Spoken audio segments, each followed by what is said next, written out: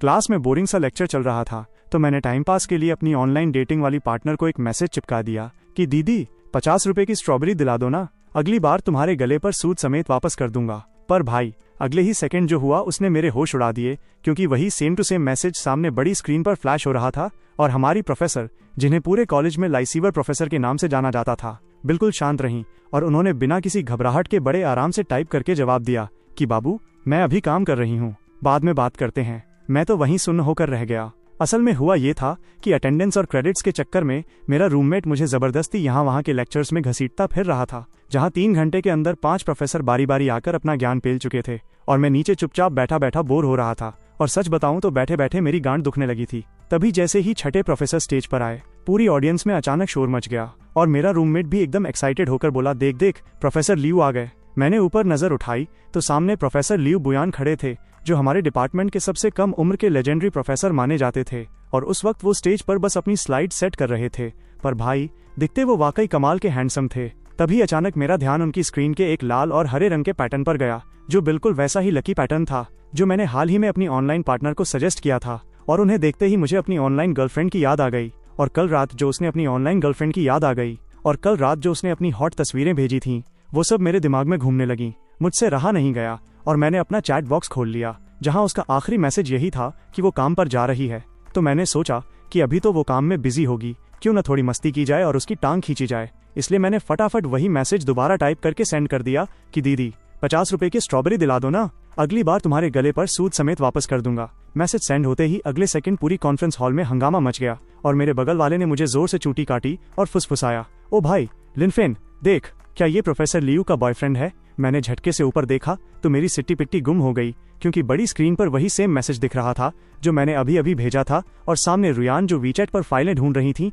वो थोड़ी हैरान हुई, पर उन्होंने तुरंत खुद को संभाला, चैट विंडो बंद की, अपना फोन निकाला और कुछ टाइप करने लगी, जिसके अगले ही पल मेरे फोन पर मेरी ऑनलाइन पार्टनर का रिप्लाई आया कि बाबू मैं अभी काम कर रही हूँ, बाद में बात करते हैं। मैं तो एकदम पत्थर बन गया, जबकि उधर हॉल में हड़कंप मचा हुआ था और सब चिल्ला रहे थे कि मैंने देख लिया, उनका फोन चमका था, ये कितना प्यारा है यार। तभी मेरा दोस्त सीयूई मेरी तरफ घूमा और बोला कि लियू प्रोफेसर का जो अवतार है वो बिल्कुल तेरे जैसा ही है। क्या गजब का इत्तेफाक है ना। जिस पर मैंने एक सूखी नकली हंसी हंसते हुए कहा कि अरे हाँ यार, मैंने तो ध्यान ही नहीं दिया। तो सीयूई को मेरा ये फीका सा रिएक्शन पसंद नहीं आया और वो दूसरों से गप्पे मारने लगा। पर यहाँ स्टेज पर खड़ी लियू रुयान को देखकर मेरा दिल बुलेट ट्रेन की रफ्तार से धड़क रहा था, क्योंकि same lucky pattern, same profile picture और वही सेम मैसेज, सब कुछ साफ साफ चिल्ला चिल्लाकर कह रहा था कि लियू रुयान ही मेरी वो ऑनलाइन गर्लफ्रेंड है। और भाई क्या गजब का कंट्रास्ट था, क्लास में इतनी संस्कारी प्रोफेसर और चैट पर इतनी बोल्ड। जैसे ही लेक्चर खत्म हुआ, लियू रुयान जल्दी जल्दी में वहां से निकल गईं और मैं जब हॉस्टल की तरफ लौट रहा था तो मेरे फोन पर लियू रुयान के मैसेजेस की बाढ़ आ गई कि क्या हुआ बाबू,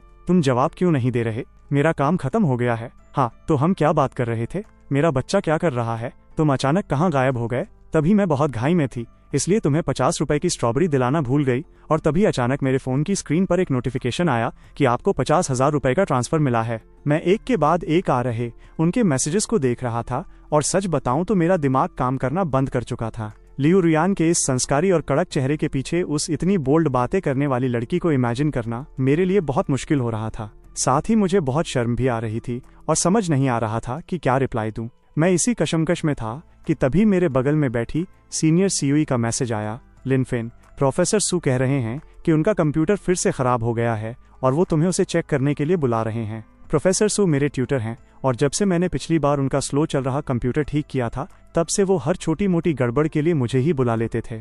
मैं कोई लापरवाही नहीं करना चाहता था, इसलिए मैंने अपनी चैट्स को वहीं छोड़ा और सीधे उनके ऑफिस की तरफ निकल पड़ा।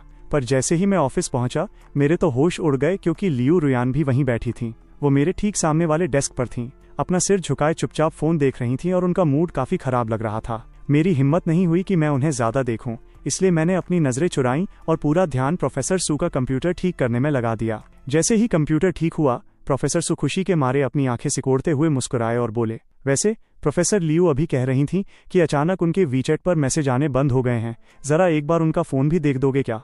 मैंने एक पल के लिए सोचा और मुझे तुरंत समझ आ गया कि लियू रुयान को मैसेज क्यों नहीं मिल रहे थे। ये प्रॉब्लम तो चुटकियों में ठीक हो सकती थी, पर प्रोफेसर सू की उस मुस्कुराती हुई नजरों के सामने मेरे पास और कोई रास्ता नहीं था। इसलिए मैं उनके डेस्क की तरफ बढ़ा। मैंने जानबूझकर अपनी आवाज बदली और भारी आवाज में कहा, प्रोफेसर लियू, प्रोफेसर सू कह रहे हैं कि आपका वीचैट शायद खराब हो गया है। मेरी आवाज़ सुनकर रुयान अचानक से चौंक गई। वो मुझसे थोड़ा डर सी गई और उन्होंने झटके से पीछे होकर मुझसे दूरी बना ली और बोली, नहीं नहीं कोई बात नहीं। वैसे वो प्राइवेट में अपने कलीग्स के साथ हमेशा इतनी ही शिष्ट और दूर दूर रहने वाली इंसान थीं, पर इस वक्त उनका ये बर्ताव मेरे लिए एकदम परफेक्ट था। मैं जैसे ही वहां से मुड़कर भागने वाला था कि तभी लियू रुयान की नज़र अचानक मेरे हाथ पर टिक गई। मेरे हाथ में मेरा फ़ोन था जिसकी स्क्रीन ऑन थी और वॉलपेपर पर एक छोटे से पिल्ले की फ़ोटो लगी थी। मुझे तुरंत याद आया कि मैंने पहले अपनी ऑनलाइन पार्टनर को अपने कुत्ते की बहुत सारी फ़ोटो भेजी थीं और उसी का वॉलपेपर बना रखा था। मैंने बिना देर किए फटाफट फ़ोन अपनी जेब में ठूंस लिया और कहा, प्रोफेसर लियू, अगर और कोई काम नहीं है तो मैं चलता हूँ। तभी रुयान अचानक बोल पड़ी, रुको, क्या मैं तुम्हारा वॉलपेपर देख सकती हूँ? ये सुनते ही मेरा दिल जोर से धड़का कि कहीं इन्होंने मुझे पहचान तो नहीं लिया। मैंने अनजाने में ही अपनी जेब पर हाथ रख लिया जहां फ़ोन था और मेरी आवाज़ लड़खड़ाने लगी। शायद अभी ये ठीक नहीं होगा। इस पर लियू रुयान ने हल्के से अपनी भौहें सिकोड़ी और पूछा, क्या बात है? तो मेरे मुंह से बिना सोचे समझे निकल गया, मेरा वॉलपेपर बहुत प्राइवेट है। लियू रुयान ने कुछ सोचा और उनके चेहरे पर थोड़ी शिकन आई। फिर वो बोली, आई एम सॉरी, मेरा इरादा तुम्हें परेशान करने का नहीं था। बात बस इतनी है कि मैंने अभी तुम्हारे वॉलपेपर पर जो पिल्ला देखा वो बिल्कुल उस कुत्ते जैसा दिखता है जिसने पहले कभी मेरी जान बचाई थी। इसीलिए मैं बस पक्का करना चाहती थी। अगर तुम्हें ठीक न लगे तो तुम फ़ोन की आधी स्क्रीन छुपाकर भी दिखा सकते हो। मैं तो उनकी बात सुनकर दंग रह गया कि भाई, मेरे कुत्ते ने कब इनकी जान बचाई थी। पर लियू रुयान की आंखों में उस जान बचाने वाले कुत्ते को ढूंढने की इतनी तड़प देखकर मैं थोड़े कन्फ्यूजन में आ गया और मैंने अपना फ़ोन निकालकर उन्हें दिखा दिया। वो बस थोड़ा पास आई और उन्होंने एक पल के लिए उसे देखा, जिसके बाद उनके चेहरे के हाव भाव पूरी तरह बदल गए। जब उन्होंने दोबारा मेरी तरफ देखा तो उनकी आंखों में अजीब सी क्यूरियोसिटी और उम्मीद साफ दिख रही थी और उन्होंने पूछा, ये तुम्हारा ही पिल्ला है ना? मैंने तुरंत अपना फ़ोन पीछे खींच लिया और मन ही मन सोचा, अरे मेरी जान, कैसी जान बचाई? ये तो पक्का मेरा टेस्ट ले रही हैं। इसलिए मैंने तुरंत अपना सिर हिलाते हुए कहा, बिल्कुल नहीं। मैंने पागलों की तरह ना में सिर हिलाया और मेरा दिमाग बुलेट ट्रेन की रफ्तार से दौड़ने लगा और मैंने झूठ बोल दिया कि अरे नहीं, ये तो मेरे भाई का कुत्ता है। लियू रुयान ने थोड़े कन्फ्यूजन में अपना सिर झुकाया और पूछा, तुम्हारा भाई? मैंने तुरंत हाँ में हाँ मिलाते हुए बिना कोई आवाज़ किए अपना फ़ोन निकाला। मैंने फटाफट अपनी सेकेंडरी अकाउंट लॉगिन की जहां मैंने अपनी मेन आईडी से की गई कुछ चैट्स ढूंढ निकाली और बोला, हाँ ये देखो, ये वही फ़ोटो है जो मेरे भाई ने मुझे भेजी थी। उस वक्त मैंने अपनी सेकेंडरी आईडी पर भेजी गई उस एडिट की हुई पिल्ले की फ़ोटो की तरफ इशारा किया ताकि वो मैच कर सकें। मैं मन ही मन भगवान का शुक्रिया अदा कर रहा था कि मुझे अपनी सेकेंडरी आईडी को कबाड़ खाने की तरह यूज़ करने की आदत थी। लियू रुयान ने पास आकर देखा तो उनकी आंखें तुरंत चमक उठीं और उन्होंने मेरी मेन आईडी के अवतार की तरफ उंगली उठाई और पूछा, क्या ये तुम्हारा भाई है? ये सुनते ही मुझे कुछ गड़बड़ होने का एहसास हुआ तो मैंने तुरंत बात संभालते हुए कहा, हाँ, पर सच बताऊं तो हमारी आपस में उतनी ज़्यादा जमती नहीं है। लेकिन लियू रुयान तो मुझसे हाथ मिलाने के लिए उतावली हो गई और बोली, सुनो, क्या तुम मुझे अपना कॉन्टैक्ट नंबर दे सकते हो? शायद आगे चलकर मुझे तुम्हारी मदद की ज़रूरत पड़े। सच कहूँ तो मैं लियू रुयान को अपना नंबर बिल्कुल नहीं देना चाहता था, पर जब उन्होंने ऐसा कहा तो उनकी नज़र पास ही खड़े प्रोफेसर सू की तरफ गई।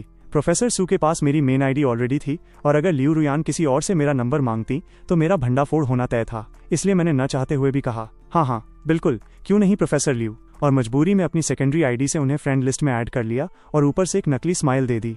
पर जैसे ही मैं वहां से मुड़ा मेरा चेहरा उतर गया। भाई ये चल क्या रहा है? भले ही लियू रुयान मेरी ऑनलाइन पार्टनर के रूप में मेरी हर बात मानती थी, पर वो इसलिए था क्योंकि उन्हें मेरा ऑनलाइन वाला रूप पसंद था। अगर उन्हें पता चल गया कि असल ज़िंदगी में मैं उनका स्टूडेंट हूँ और वो मुझे इस तरह पैसे ट्रांसफ़र कर रही थी तो उनके गुस्से वाले मिजाज को देखते हुए वो तो आग बबूला हो जाएंगी। उस वक्त वो न सिर्फ मुझे छोड़ेंगी बल्कि कॉलेज में भी मेरा जीना हराम कर सकती हैं। इसलिए सबसे बेस्ट यही होगा कि मैं खुद ही चुपचाप उनसे ब्रेकअप कर लूँ।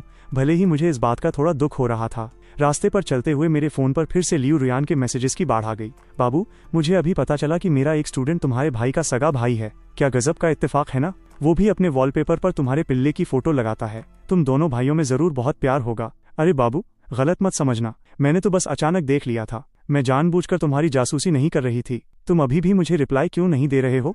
और इसके तुरंत बाद मुझे 20,000 युआन का ट्रांसफ़र मिला। उनके एक के बाद एक आ रहे मैसेजेस को देखकर मेरे दिल में अजीब सी खलबली मच रही थी तो मैंने सीधे फ़ोन को डू नॉट डिस्टर्ब मोड पर डाल दिया। घर पहुंचकर मैंने अपनी सेकेंडरी आईडी चेक की तो देखा कि लियू रुयान ने वहां भी एक मैसेज टपका रखा था, लिनफेन, क्या तुम अभी अपने भाई से बात कर सकते हो? मैंने थोड़ी देर बाद रिप्लाई किया, नहीं प्रोफेसर लियू, अभी नहीं। मुझे लगा कि शायद अब वो शांत हो जाएंगी, पर अगले ही सेकंड मेरे फ़ोन में जैसे भूकंप आ गया। लियू रुयान ने गुस्से और घबराहट में मेरी मेन आईडी पर लगातार 2 मैसेजेस दागे। बाबू, क्या कुछ गड़बड़ हुई है? तुम मेरा इंतजार करो, मैं अभी पुलिस को फ़ोन करने जा रही हूँ, बस थोड़ी देर में आती हूँ। भाई, अब बहुत देर हो चुकी थी।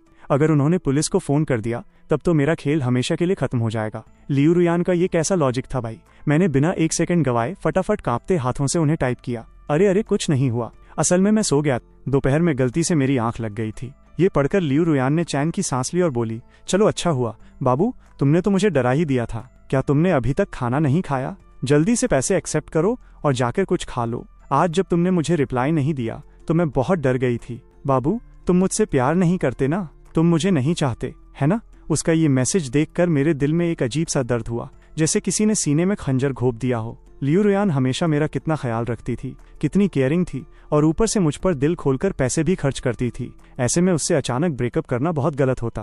पर अगर मैं ऐसे ही चलता रहा तो आखिर कब तक इस सच को छुपा पाऊंगा? मैं जितना इस बारे में सोच रहा था उतना ही डक्सी हो रहा था। मेरा गला भर आया और आंख से 2 गर्म आंसू टपक गए। तभी मेरा रूममेट ठीक मेरे पीछे से गुजरा और मुझे रोता देख चौंक गया। लिन फैन, क्या हुआ भाई तेरे को?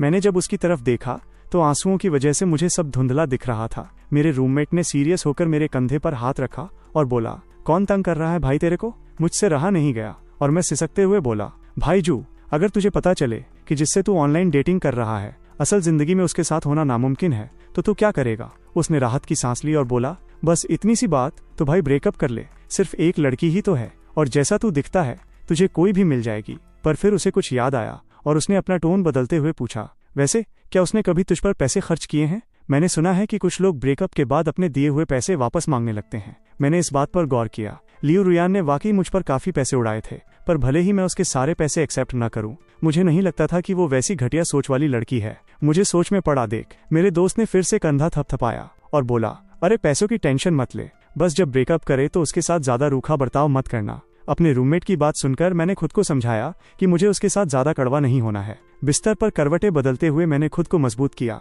और उसे एक मैसेज भेजा, बाबू, अगर किसी दिन हमारा ब्रेकअप हो गया तो क्या तुम मुझसे नफरत करोगी? मैं ये भेज ही रहा था कि तभी लियू रुयान का मैसेज आ गया, क्या आज तुम्हें मेरी हॉट फोटोज देखनी है? मुझे लगा कल रात जो मैंने फोटोज भेजी थी वो तुम्हें बहुत पसंद आई थी। मैंने भारी मन से रिप्लाई किया, दीदी अब फोटोज मत भेजा करो, मुझे ये सब चीजें पसंद नहीं है। उसने तुरंत एक सवालिया निशान वाला इमोजी भेजा और लिखा, पर कल रात तो तुम बहुत खुश थे। मैंने अपनी आंखें बंद कर ली और लिखा, वो पुरानी बातें थीं, अब मैं बदल गया हूँ दीदी। लियू रुयान ने एक रोने वाला इमोजी भेजा और उसके बाद काफी देर तक उसका कोई मैसेज नहीं आया। फिर मैंने अपनी सेकेंडरी आईडी चेक की तो देखा कि लियू रुयान उम्मीद के मुताबिक वहीं पहुंची हुई थी और उसने लिखा था, क्लासमेट ह्यानचेन, क्या तुम अपने भाई से उसकी गर्लफ्रेंड के बारे में पूछ सकते हो? तुम्हारा भाई आज बहुत खराब मूड में है। मैंने सोचा, गर्लफ्रेंड? क्या मेरी कोई गर्लफ्रेंड है? हाँ भाई, खुद पूछ लो तो पता चल जाएगा। तभी मेरे दिमाग में एक आइडिया आया। मैंने अपनी सेकेंडरी आईडी से अपनी मेन आईडी पर मैसेज किया और नाटक रचते हुए पूछा, भाई क्या तेरी कोई गर्लफ्रेंड है? फिर मेन आईडी से रिप्लाई किया, नहीं भाई,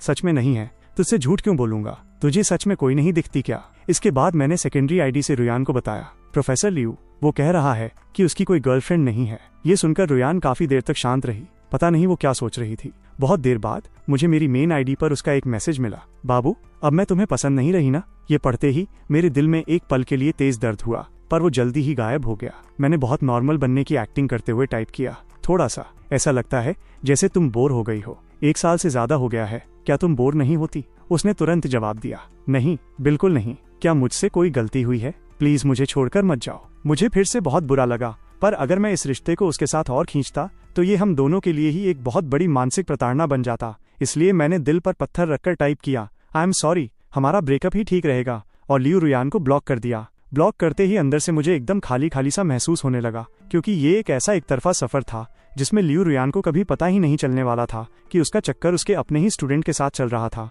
इसके बाद मैंने अपनी लाइफ को पहले की तरह नॉर्मल जीने की कोशिश तो की, पर अनजाने में ही मैं अपनी लाइफ की हर छोटी बड़ी चीजें लियू रुयान के साथ शेयर करने के लिए मचल जाता था। और फिर अचानक याद आता कि अरे, मैं तो उसे ब्लॉक कर चुका हूँ। लियू रुयान ने मेरी सेकेंडरी आईडी के जरिए भी मुझसे कांटेक्ट करने की कोशिश की थी, पर जब मैंने वहां से भी साफ साफ कह दिया कि उसने मुझे रिजेक्ट कर दिया है तो उसने मेरी सेकेंडरी आईडी पर भी मैसेज करना बंद कर दिया। शायद उसने अब इस सच को स्वीकार कर लिया था। फिर एक दिन प्रोफेसर सू ने मुझे दोबारा अपना कंप्यूटर ठीक करने के लिए बुलाया, और जब मैं वहां सेटिंग फिक्स कर रहा था तो अचानक न चाहते हुए भी मेरी नजर उनके फोन पर गई जो वो किसी से बात कर रहे थे। क्या? कौन से हॉस्पिटल में? मैं बस अभी वहां पहुंचता हूं। मैंने घबराकर पूछा, क्या हुआ प्रोफेसर सू, कौन बीमार है? तो वो बोले, प्रोफेसर लियू, तुम भी तो उन्हें जानते ही हो, पता नहीं पिछले कुछ दिनों से उन्हें क्या हो गया है। मैंने चौंक कर पूछा, क्या? प्रोफेसर लियू को क्या हुआ? वो बोले, कुछ दिनों से उन्होंने खाना पीना बिल्कुल छोड़ दिया है और अभी अभी वो घर पर बेहोश होकर गिर गईं। ये सुनकर मुझे ऐसा लगा जैसे मेरे ऊपर आसमान ही टूट पड़ा हो। उन्होंने खाना पीना छोड़ दिया है, क्या ये सब मेरी वजह से हुआ है? मैं इससे पहले कि उनसे कुछ और डिटेल में पूछता, प्रोफेसर सू अपना बैग टांगकर आनन फानन में वहां से निकल चुके थे। प्रोफेसर सू के खाली ऑफिस में बैठे बैठे मेरा दम घुट रहा था। मैंने लगभग 2 घंटे तक इंतजार किया और फिर खुद को रोक नहीं पाया और प्रोफेसर सू को फोन लगा दिया। काफी देर बाद उन्होंने बहुत ही थकी हुई आवाज में फोन उठाया तो मैंने कहा, प्रोफेसर, मैं लिनफेन बोल रहा हूँ। मैं बस ये पूछना चाहता था कि प्रोफेसर लियू अब कैसी हैं? मेरा एक रिश्तेदार उसी हॉस्पिटल में काम करता है, शायद मैं कुछ मदद कर सकूं। प्रोफेसर सू बोले, थैंक यू लिनफेन, पर अब सब ठीक है। इस पगली का दिल टूट गया है जिसकी वजह से इसका शुगर लेवल एकदम गिर गया था और ऊपर से इसे पहले ही पेट की बीमारी है, इसलिए इसे कुछ दिन हॉस्पिटल में ही रहना पड़ेगा। मैंने तुरंत मौका देखकर कहा, प्रोफेसर, क्या मैं प्रोफेसर लियू की देखभाल के लिए वहां चला जाऊं?